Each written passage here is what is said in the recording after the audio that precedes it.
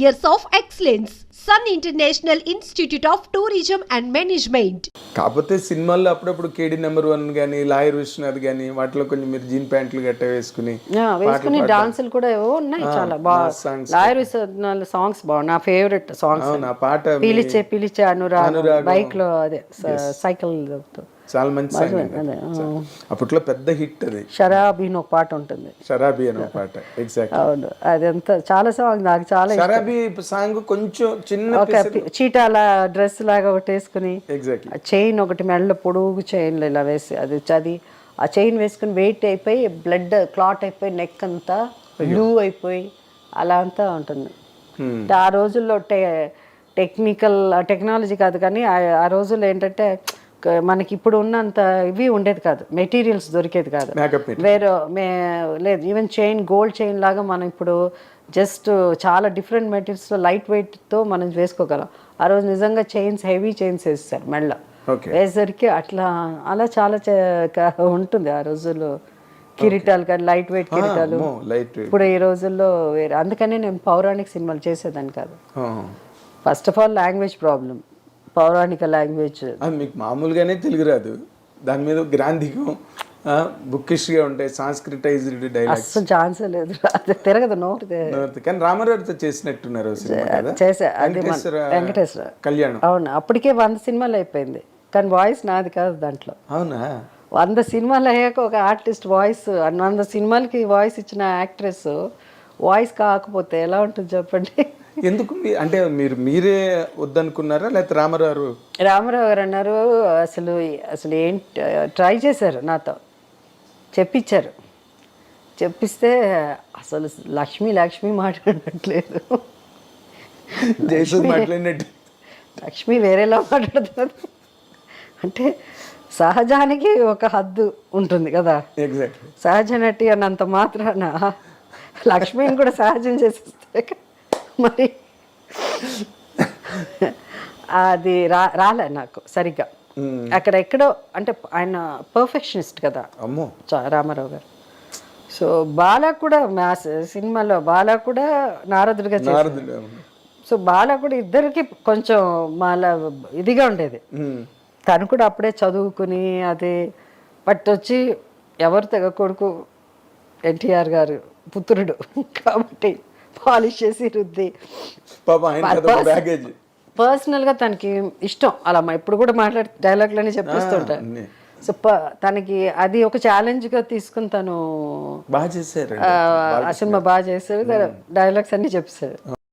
ఇద్దరు క్యాండిడేట్స్లో ఒక candidate success prove అయిపోయి నేనే సార్ నాకు డబ్ చేశారు దాంట్లో. చెప్పేసి చేశారు. మీకు చెప్పారా రామారావు చెప్పారు, జయసుధ వాయిస్ డబ్ చేస్తున్నాం అని చెప్పారు. వాళ్ళు కూడా నాకు ఫోన్ చేసి చెప్పారు.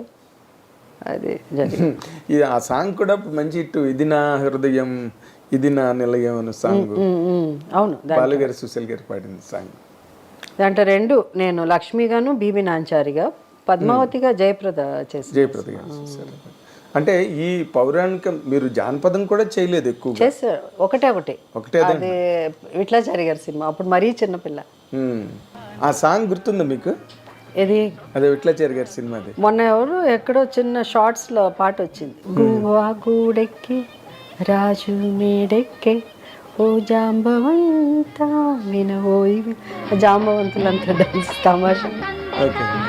అప్పుడు కూడా same age, at much before Jyoti అంతా ఆ టైంలో. బట్ నేనే హీరోయిన్ దాంట్లో కూడా, డ్యూయల్ రోల్ అనుకుంటా పైగా దాంట్లో. సో వెరీ యంగ్ గా డ్యూయల్ రోల్ చేసిన రికార్డ్ కూడా మీకే?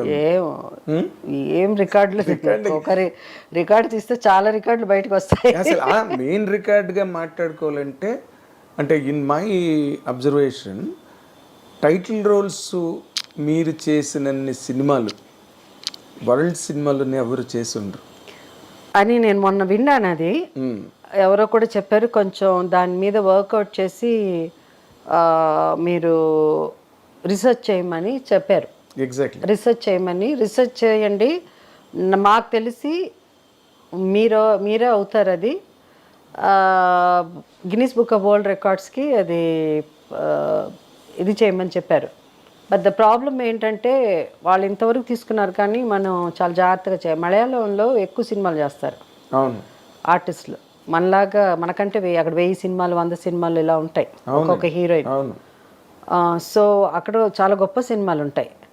సో అది ఒక్కసారి చెక్ చేసి తర్వాత ఒక్కొక్క మిగతా వాళ్ళంటే గొప్ప సినిమాలు ఉండొచ్చు కానీ హిందీలో నంబర్ ఆఫ్ పిక్చర్స్ చేయలేరు. ఈవెన్ స్మితా పాటిల్ కానీ జయ బచ్చన్ నుంచి షబానా ఆస్మి గొప్ప గొప్ప క్యారెక్టర్స్ చేస్తుంటారు కానీ మనలాగా 400 సినిమాలు 500 సినిమాలు ఉండదు లిస్ట్లో. అవునండి, మన సౌత్ ఇండియన్సే ఎక్కువ అలాంటి అంత సినిమాలు చేస్తాం. ఎగ్జాక్ట్లీ.